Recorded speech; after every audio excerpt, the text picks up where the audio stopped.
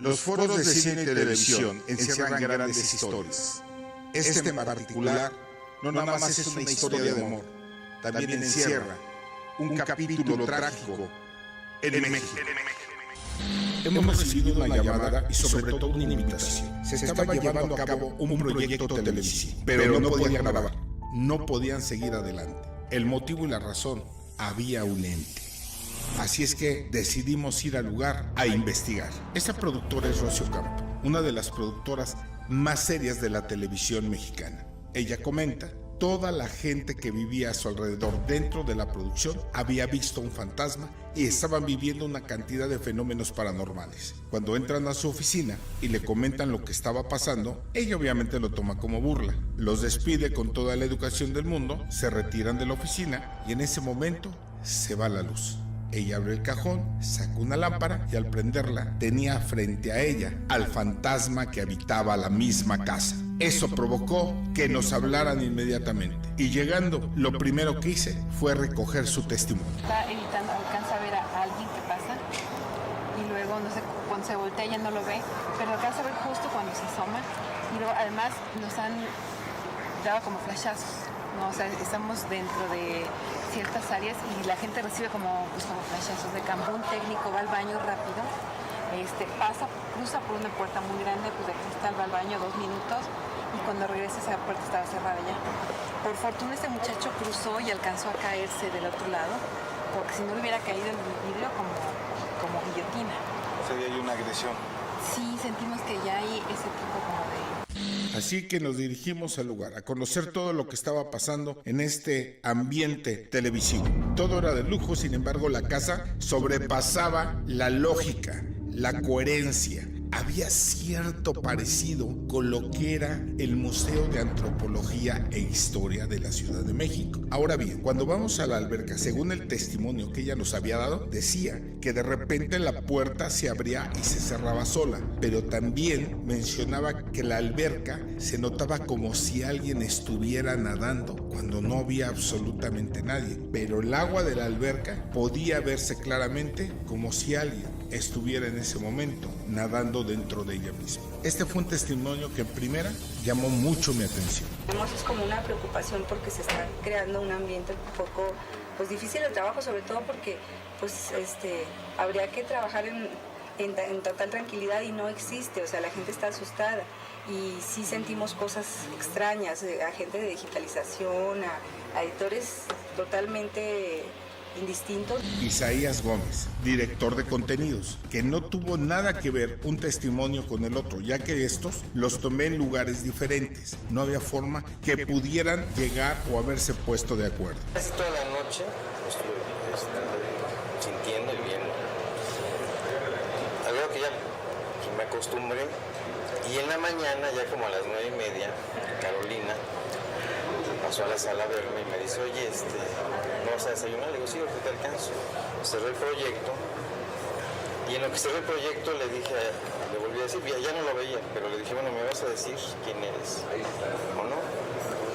Y en ese momento salió un flachazo doble hacia sus ojos. Enfrente de los monitores no hay nada.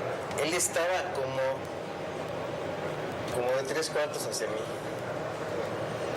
Pero no le veía la cara, nada más era como del hombro.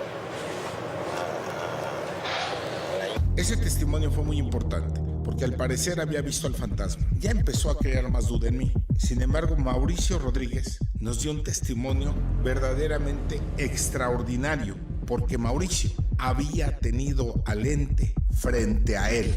Estamos los dos, vemos al señor de blanco y le decimos como si fuera cualquiera de nuestros compañeros, hola, buenas noches, y no nos contestó nada. Entonces de repente volvemos a voltear y ya no había nada. Después el último testimonio nos habla de una pequeña, porque el proyecto era infantil, que había sido regañada también por este fantasma. Y se graba ahí en el equipo una voz que decía, ¿estarás contenta con lo que hiciste?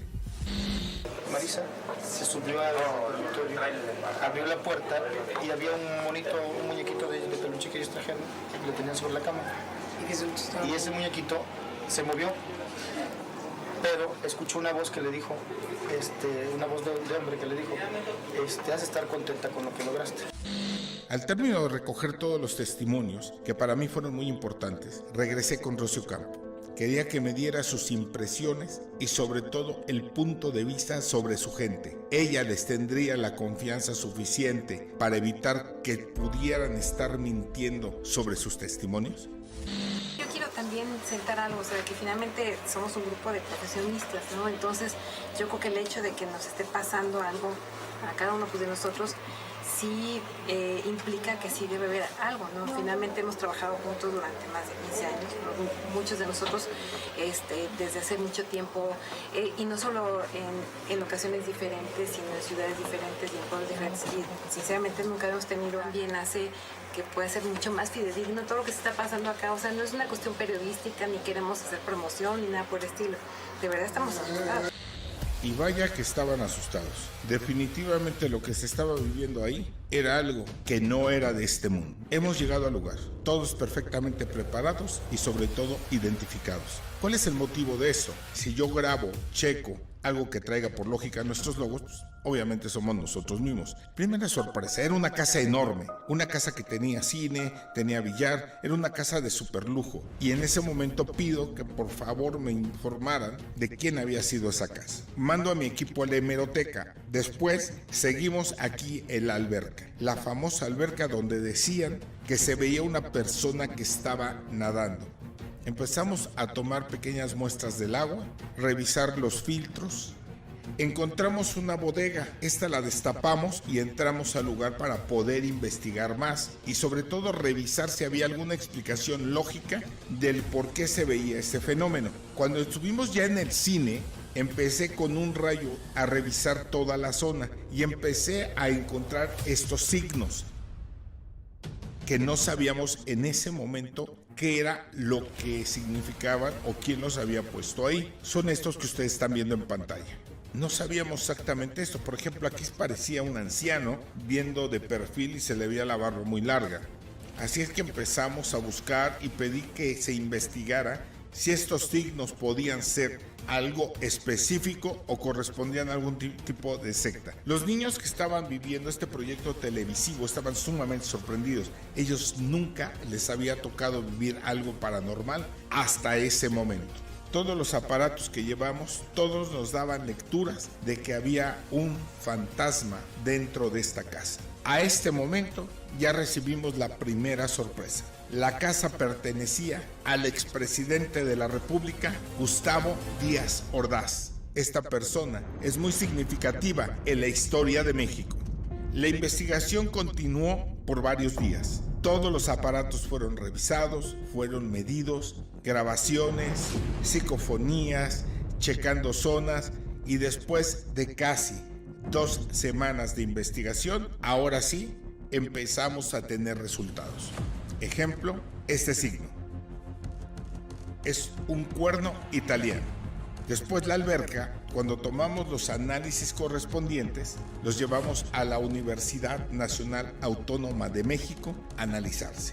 Estos son los reportes. Quiere decir que el techo de la alberca estaba demasiado sucio. A la hora de que empezaron a entrar y a salir las personas de producción, esa suciedad o óxido caía a la alberca, haciendo un efecto como si estuvieran nadando, haciendo una pequeña combinación de químicos con el agua. Ya teníamos, ahora sí, los primeros resultados y la primera lógica de lo que muchos consideraban una ilógica dentro de lo que sería la alberca. Ok, en el Pedregal de San Ángel, y fue la casa de Alfredo Díaz Ordaz también, ¿no? Es correcto, del expresidente, y después pasó a ser casa de Alfredo Díaz Ordaz. Ok, oye, ¿y el fantasma quién es? ¿Gustavo Díaz Ordaz o Alfredo Díaz Ordaz? La historia refleja a Alfredo Díaz Ordaz, que muere y que posteriormente, cuando llega esta producción, empiezan a mover todos los movimientos de la casa al grado que rompen el esquema de donde estaba esta entidad. Es lo que sucede en muchísimos casos cuando tú llegas a una casa y de repente empiezas a mover los objetos. La entidad que está ahí de alguna forma defiende su territorio. Hay que pensar en esto. Si esta persona tiene, ejemplo, 50 años de haber fallecido y nosotros tenemos 10 o 20 años dentro de la casa, la pregunta sería, ¿quién es el intruso? ¿Y quién realmente está defendiendo el territorio? Claro, pues nosotros somos los intrusos, ¿no? Claro, obviamente. Entonces, aquí lo que tenemos que entender son dos cosas. Primera, el señor estaba defendiendo su territorio, estaba preguntando quién era. Él no estaba dentro de la muerte consciente de que estaba muerto. Y él lo que hizo, porque esta hipnosis que viste y que pude poner en contacto, estuvieron ahí muchas personas importantes, o sea, no fue a puerta cerrada. Muchas personas importantes, inclusive la misma Rosy Ocampo. Y ella misma se quedó sorprendida al ver el contacto que pudimos tener y hacerle entender sobre todo que él ya estaba muerto, que él se tenía que ir. Entonces, en muchos de los casos que yo he investigado, cuando son muertes muy dramáticas, en ese momento hay que hacerles entender a estas entidades que ya fallecieron. Uy. Oye, y pues es una labor nada sencilla, ¿no? ¿Mandé? Es una labor bastante complicada. Una investigación bastante complicada, una investigación que nos llevó tiempo.